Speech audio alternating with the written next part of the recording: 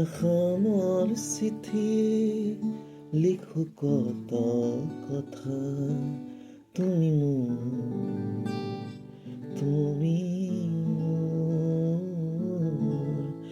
জীৱনৰে আলিবাট চকামকা, তুমি মোৰ